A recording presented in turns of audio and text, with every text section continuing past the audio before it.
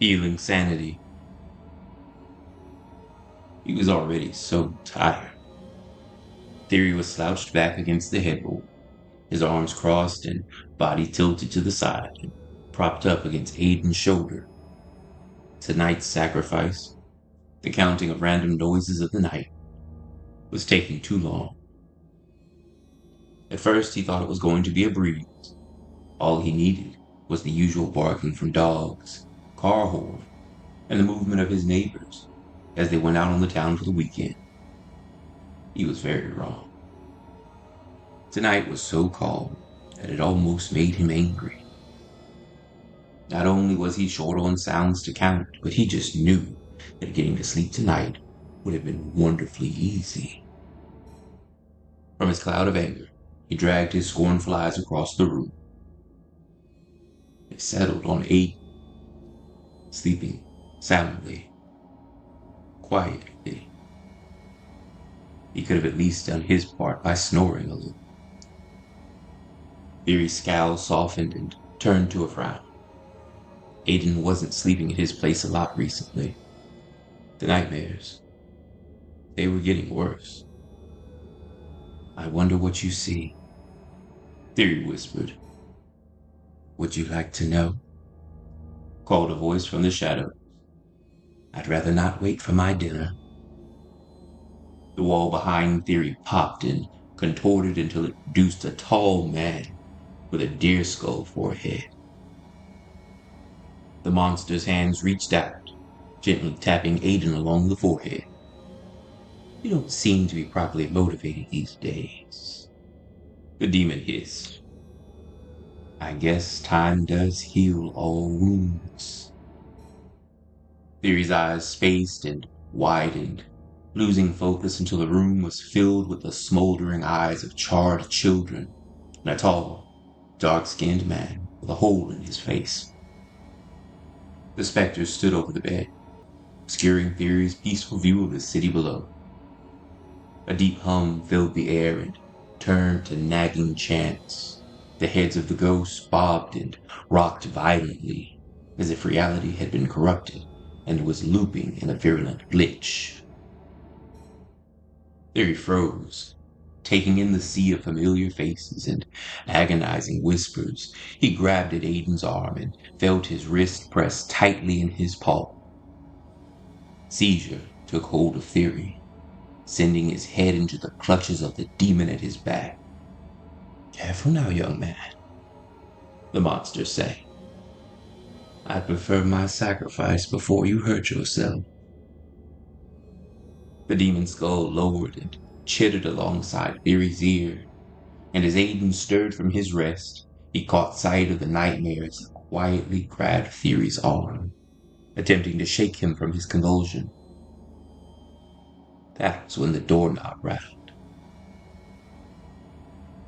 The horse-skulled demon, Theory, and Aiden, and all the ghosts in the room, paused.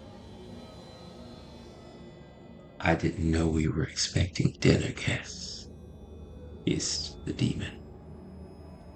He shooed the ghosts away, crawling over the bed and twisted his jagged neck into circles before looking back at Theory.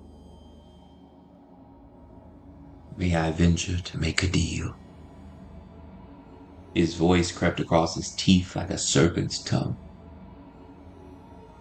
Theory shook off the confusion of his convulsions and nodded his head as the demon gazed over at Aiden.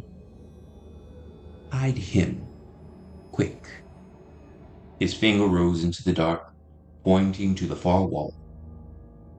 The bathroom. Theory quickly sent Aiden to hide, hushing his protests in the name of compliance to the demon's wills. The demon sat up on the bed and blew stale words into Theory's ears. Kill the intruder, he giggled darkly.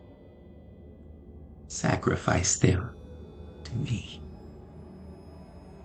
Aiden softly called out to Theory from his hiding place. Not here, he protested. The demon whipped around the bed and snarled, "Hush your mouth, boy. I will feast on flesh tonight, be it theirs or yours." The demon pushed his hand against the door and spat curses at Theory. "Do this now, boy, and the next couple of nights are yours to rest, and your mate will sleep without fear as well." Theory watched the door and resolved himself to the violence demanded of him. His eyes began to glow lavender, and his wispy frame crept from the comfort of his bed and into the walkway, into the front of the door. The demon backed up, fading into the shadows just as the door popped open, its hinges muffled by a slow entrance. Peeking his head inside now, a young man, no older than 19, tiptoed into the pale light of the moon, unknowingly snared by Theory's eyes. Theory trembled in place, his eyes sputtering with intermittent sparks. He ground his toes into the wooden floors, fortifying his illusions, which fooled the boy into seeing nothing in Theory's place, as the demon placed a knife in Theory's hands from the shadows. "Do it," the specter commanded. "No wonder your demons still roam the streets. You're just a child yourself, I see."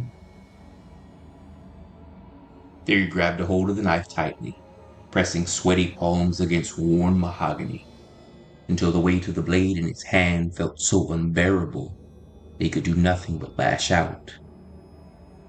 The knife bit suddenly into the intruder's throat, grazing shallowly and dropping the young man to the floor. "Quickly, again, Theory," croaked the demon. "This time, allow me into him." Theory winced again, this time forcing himself to finish the job. His hands shook the blade, waking himself to find some traces of bloodlust he knew on his hunts. The sparks resumed strong in his eyes, and his body collapsed atop the young man, his knife cutting the air until its bite found the flavor of flesh. Each fall of the knife was met with a whimpering scream, a plea for futile mercy, and lastly, a call of subtle regret to the young man's mother.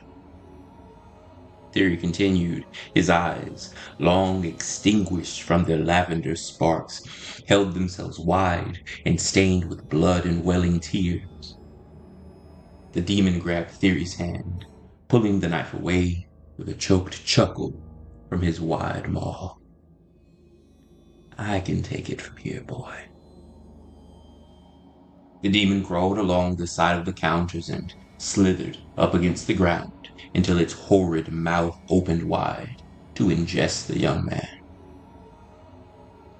Flames lit in the mouth of the beast, incinerating the flesh until it was no more.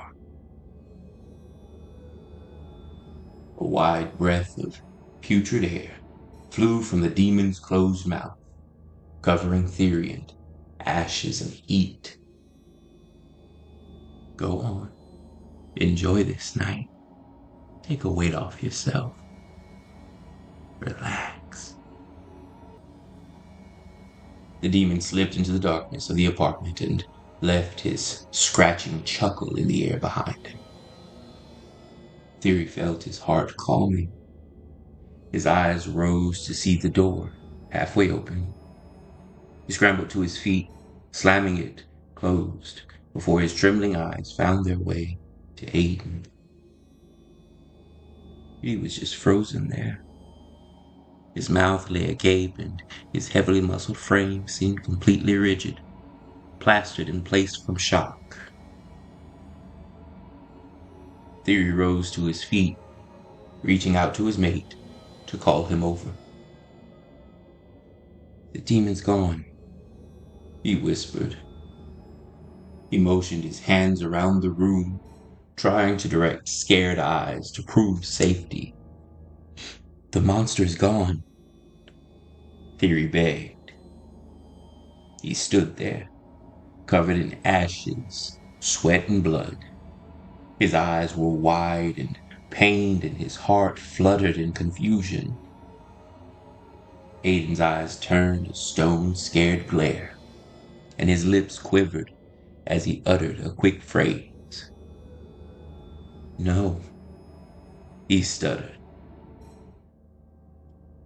"The demon has always been here."